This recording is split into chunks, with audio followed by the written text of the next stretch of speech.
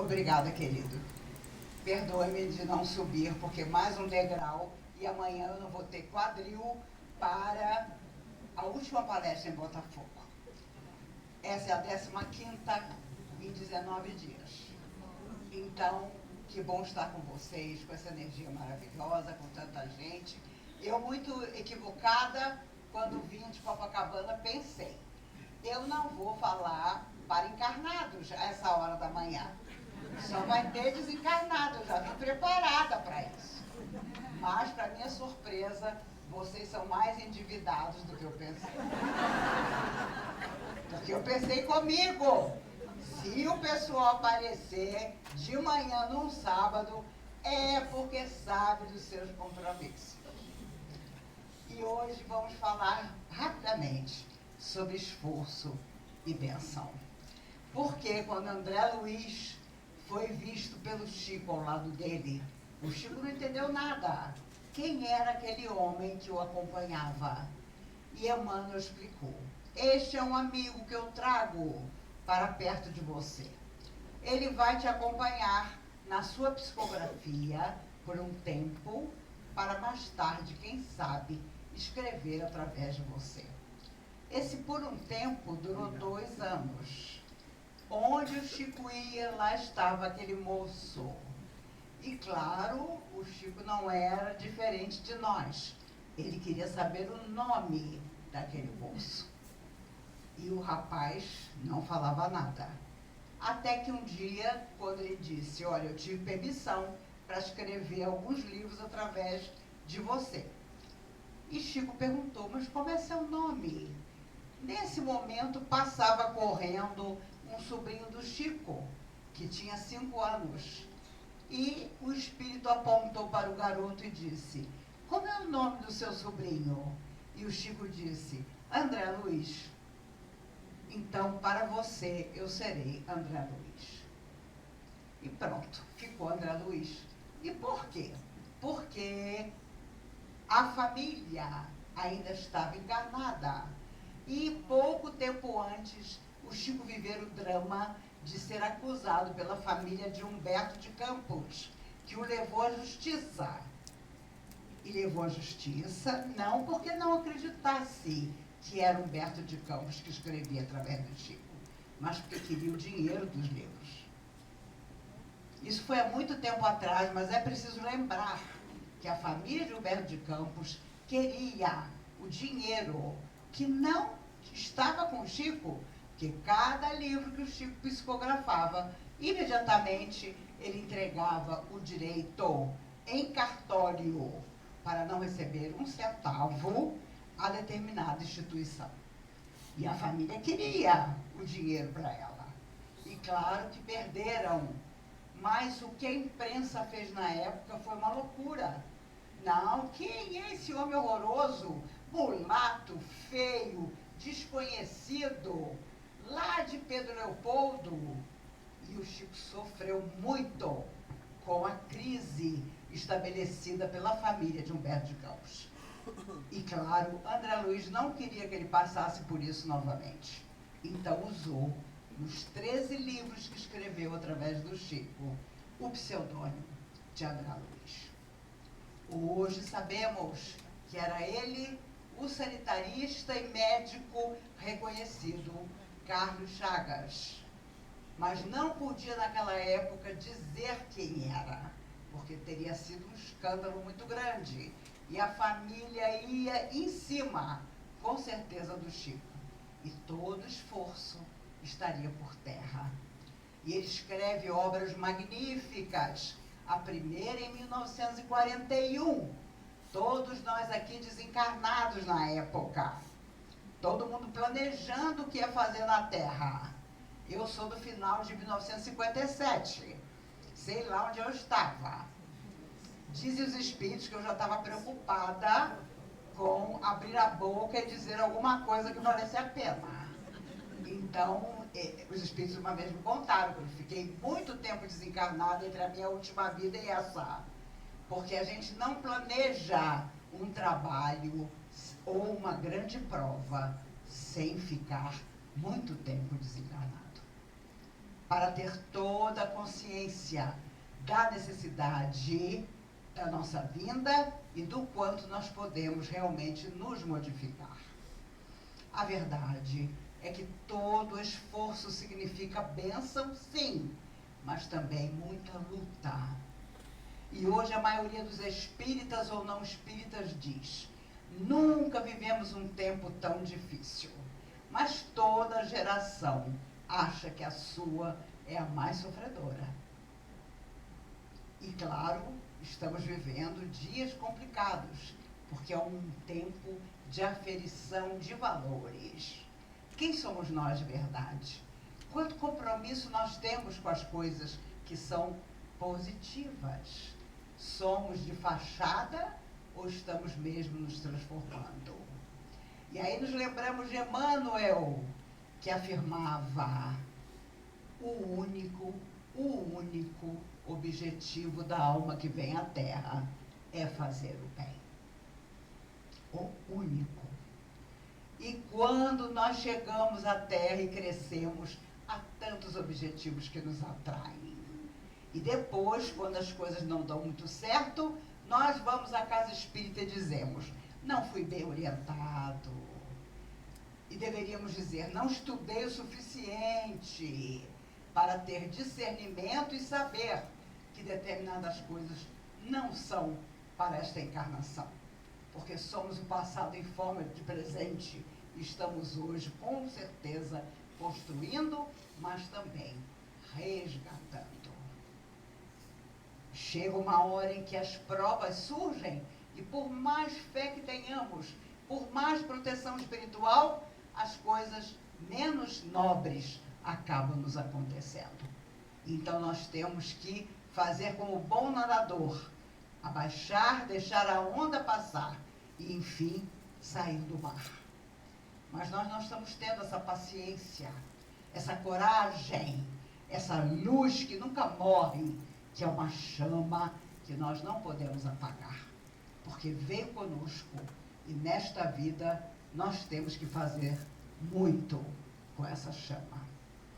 Uma vez em 2010, comemorando em Brasília 100 anos do nascimento de Chico Xavier, eu estava sentada ao lado do Divaldo Franco. E eu levantei, porque eu disse ao Divaldo: olha, o presidente da FEB está entrando no salão e eu vou ceder o meu lugar, porque é claro que ele vai querer sentar do seu lado. Divaldo segurou meu joelho e falou: não levanta não, que a Joana quer falar com você. Gente, eu nem ia levantar, porque eu perdi todas as forças. E eu pensei imediatamente: gente, ela vai dizer para mim: olha, você não fala quase dos meus livros, você só fala do Chico. Mas não era isso. Eu vivia um momento decisivo na minha vida. Depois de 30 anos de casamento, eu sabia muito bem que eu precisava me divorciar. Meu marido não era, há muito tempo, o companheiro, principalmente da minha tarefa, coisa que ele nunca foi. Uma filha maravilhosa, que é a minha melhor amiga, mas só isso. Então, eu pensei comigo: ela vai reclamar que eu não falo dos livros dela. Mas o Divaldo disse para mim: ela está dizendo um negócio que eu não estou entendendo, mas ela disse que é para eu repetir que você vai entender.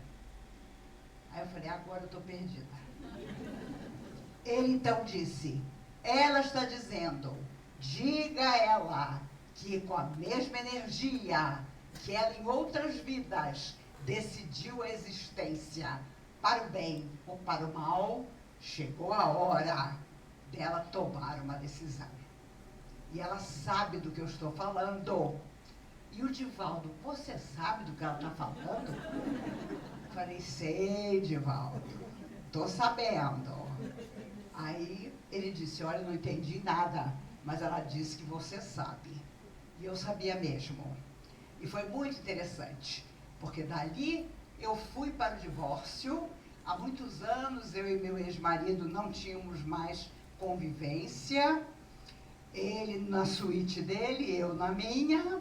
Mas foi muito interessante, porque quando eu pedi divórcio, depois de 30 anos, sendo que há 15 estávamos separados, meu ex-marido disse à minha filha: você acredita que a sua mãe quer se divorciar de mim? As pessoas que não correspondem aos nossos sonhos se surpreendem quando nós, enfim, tomamos uma decisão. A decisão de viver nossas vidas com muita felicidade, como há 14 anos eu vivo, na solidão afetiva que certamente estava determinada para a minha existência. Como dizia Emmanuel, solidão afetiva é pausa de reajuste, é rever o passado para um futuro de maior compreensão. E a tarefa que nos está destinada está acima de qualquer coisa. Quem não respeita as nossas opções de vida não merece caminhar ao nosso lado. E é preciso, claro, que saibamos que tudo na vida volta para nós. Eu me recordo de Dona Canô, mãe de Maria Bethânia e Caetano Veloso. Ela morreu com 105 anos no dia de Natal. Mas quando ela fez 100 anos, tiveram para ela uma missa, ofereceram uma missa para ela. E quando ela entrou na igreja, a repórter perguntou: Dona Canô, como é chegar aos 100 anos? Maravilhosa como a senhora. Ela riu e disse: minha filha, é que tudo que a vida me deu, eu devolvi para ela. Meu Deus, eu me lembro disso até hoje, porque eu vi que aquela mulher estava dizendo a todos nós o caminho da felicidade. O caminho de sermos nós mesmos, no nosso esforço de melhoria e na bênção que a espiritualidade tem para nos dar, quando nós realmente decidimos o nosso destino. E o nosso destino somos nós que fazemos. Não deu certo? Vou tentar de novo. Vou fazer novamente. Vou respeitar as minhas limitações. Quando eu vi o tamanho do degrau deste palco, o meu quadril me disse: fique embaixo. Amanhã é a última palestra em Botafogo. Eu quero ter quadril para chegar lá. Há 3 anos atrás, eu peguei uma infecção chamada KPC. Eu sempre falo dela para que vocês fiquem prevenidos. Foi dentro do hospital e ela me paralisou do pescoço para baixo por 6 meses.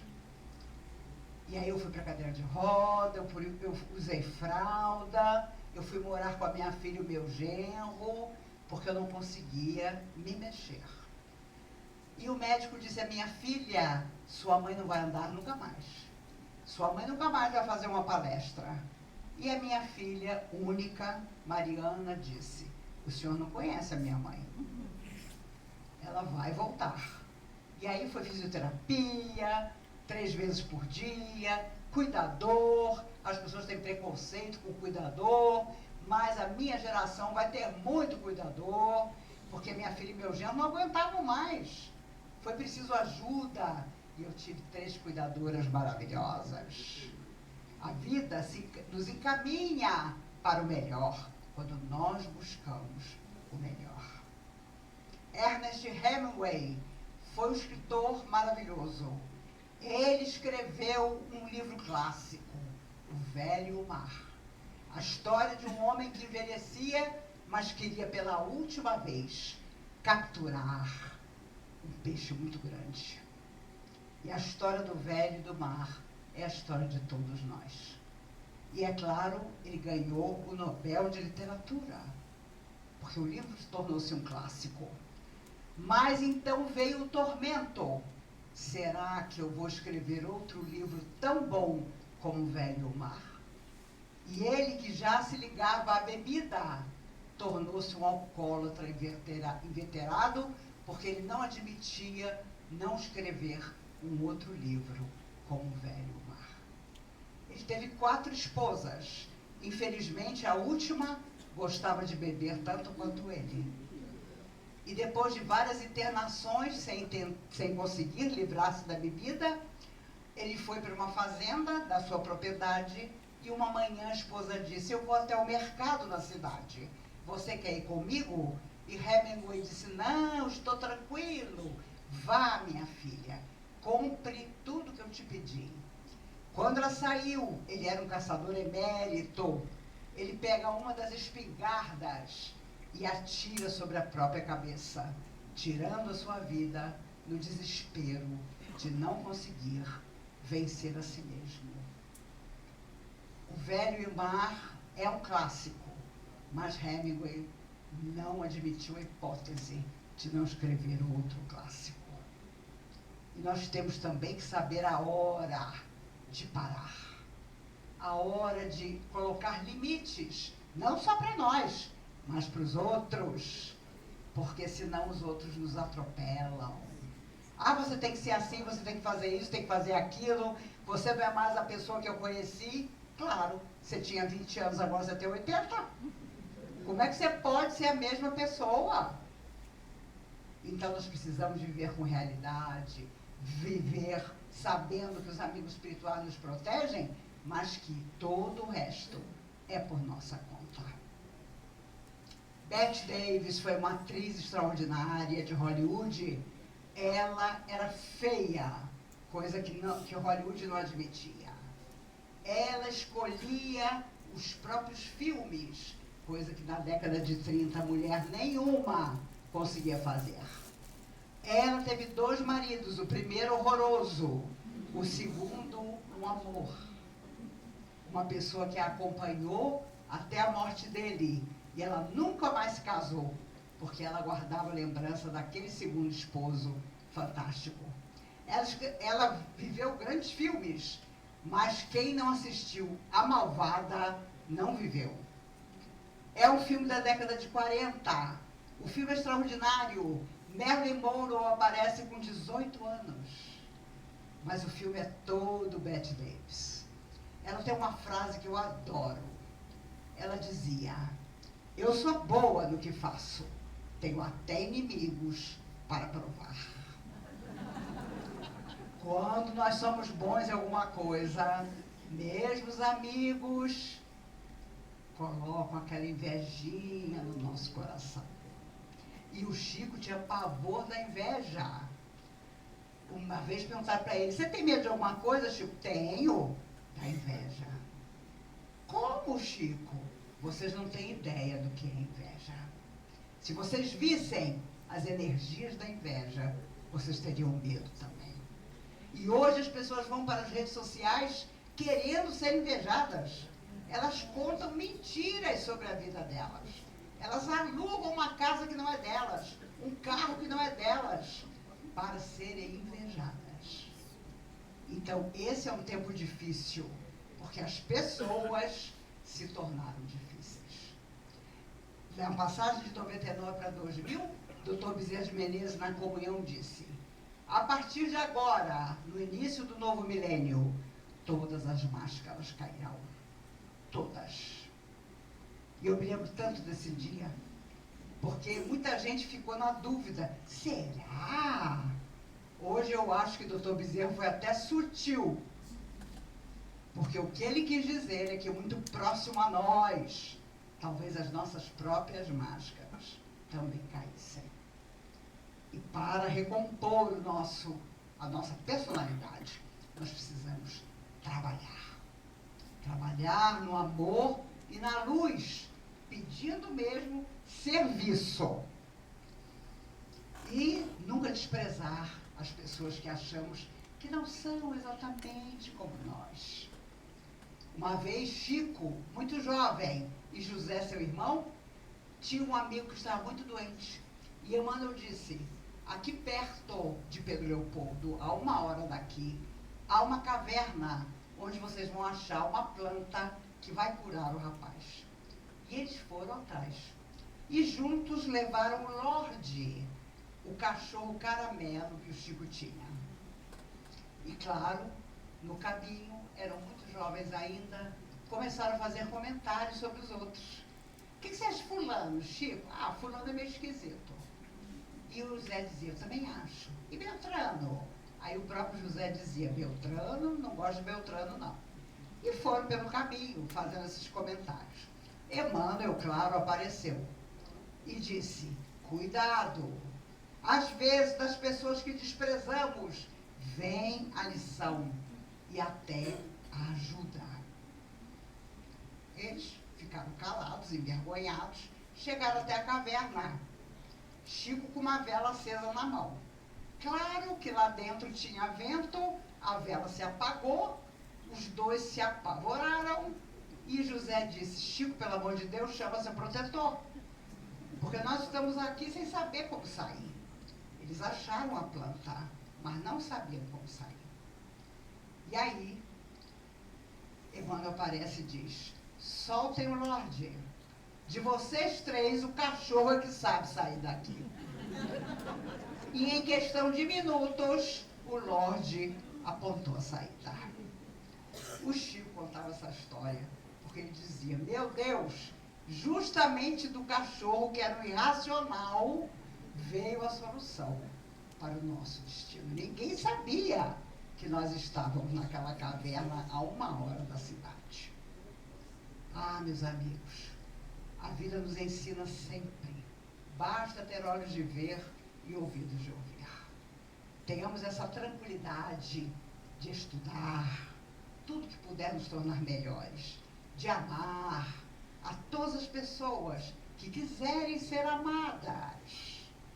Um amigo meu, a filha de 4 anos, junto dele, ele estava assistindo a televisão e ele disse para ela, você sabe, né, papai te ama muito. Ela virou-se para ele e disse, eu sei, pai, mas você me ama do jeito que você quer amar, não do jeito que eu quero ser amada. E ele foi para o psicólogo no dia seguinte. E ele ainda me disse, Maíse, coitados dos namorados dessa menina. Ela com 4 anos já sabe que nem sempre somos amados como precisamos ser. Então que tenhamos essa sensibilidade de amar a todos, mas àqueles mais próximos, do jeito que eles querem ser amados. Jesus, de forma tranquila, começou a andar sobre a água e Pedro disse, Senhor, eu também quero. E Jesus estendeu o braço e disse, vem. E Pedro saiu do barco e começou a andar na água. Mas no meio do caminho, Pedro pensou, meu Deus, não é possível andar na água. E começou a afundar. Homem de pouca fé, por que duvidaste? Esta pergunta está conosco até hoje. Na nossa hora difícil, por que duvidamos? Se temos crédito, a espiritualidade, com certeza, virá em nosso socorro. Se não temos crédito, virá também, para que, enfim, aprendamos e possamos simplesmente seguir. Dormia Jesus no ombro de João e uma tempestade terrível veio. Eles estavam divididos em 2 barcos. Ninguém queria acordar Jesus, mas a tempestade ficou tão grande que um deles disse, Senhor, estamos afundando. Jesus serenamente acordou, levantou-se, ergueu o braço, desapareceu a tempestade. Desapareceu a fúria do mar. E naquele momento os apóstolos pensaram, que homem é esse que nós seguimos e não sabemos quem é? Hoje nós sabemos quem é. A alma mais perfeita que já viu na terra. Aquele que nos veio apontar o caminho que nós ainda não queremos seguir, o da perfeição. Mas, malgrado a nossa vontade, um dia seremos perfeitos. E é preciso nos preparar para isso, começando do nada. As pessoas costumam dizer, nossa, Maíse, você faz palestra há 53 anos, desde os 16, você é muito fofinha. E eu digo, não, minha filha, sou fofinha só no tamanho. Eu sou uma naja que se faz de fofa. Porque é assim que a gente consegue viver na Terra. Me perguntaram na semana passada, na Rádio Rio de Janeiro, mas se você tivesse uma frase na parede do seu quarto, qual seria? Claro que os entrevistadores pensaram que eu ia dizer, amar a Deus. Não. Uma frase de Emmanuel, quando Chico disse, como é difícil viver na Terra. E Emmanuel respondeu, na Terra é preciso ter couro de rinoceronte. Emmanuel disse isso. Não foi Zé das Neves, não.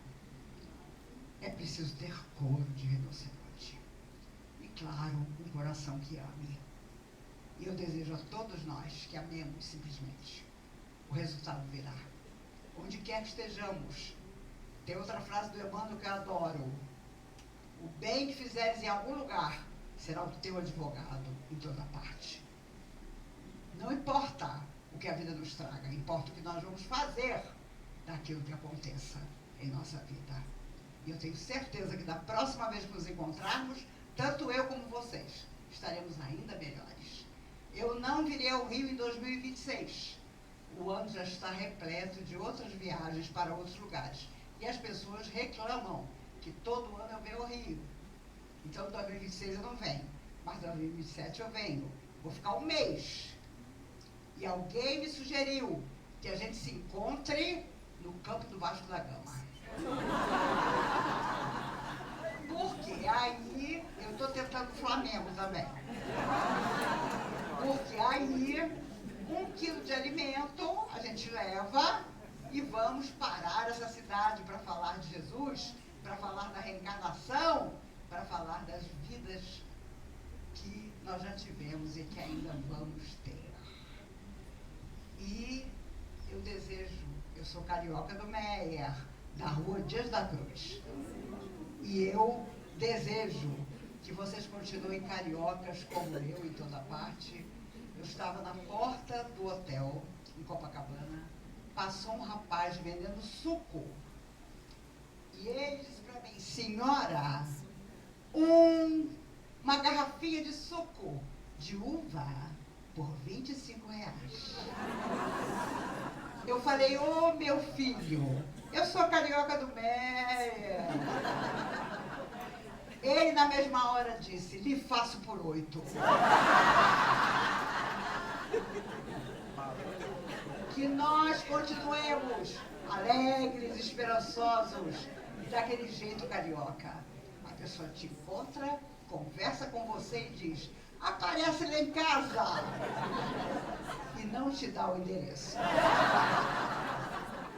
Por isso, meus amigos, até o nosso próximo encontro. Obrigada por todo o carinho de vocês. Por essa felicidade de estarmos juntos num sábado de manhã, quando ao redor do mundo tanto se desesperam, sem ter o que comer, sem ter água para beber, sem ter de quem receber um abraço. E encerro lembrando uma quadrinha favorita para mim, de Alta de Souza. Embora desiludida, alma cansada e sincera, por muito te dou a vida, não desanimes, espera. Mas que possamos esperar trabalhando, servindo, amando e dizendo na casa que o nosso coração escolheu, como é que eu posso ajudar? Caridade, que o teu nome ressoe, pleno de amor profundo, e por tudo que fazes nesse mundo, Deus te guarde e te abençoe. Que estejamos abençoados por tantos espíritos amigos aqui presentes, por aqueles que também vieram desencarnados e que planejam sua próxima vida. E que até o último dia da nossa existência, nosso coração não deixe de servir, porque um dia alguém virá nos buscar e dirá, bem-vindo amigo, o mundo ficou um pouco melhor, porque você viveu nele. Que as forças do bem nos abençoem a todos. Muito obrigada.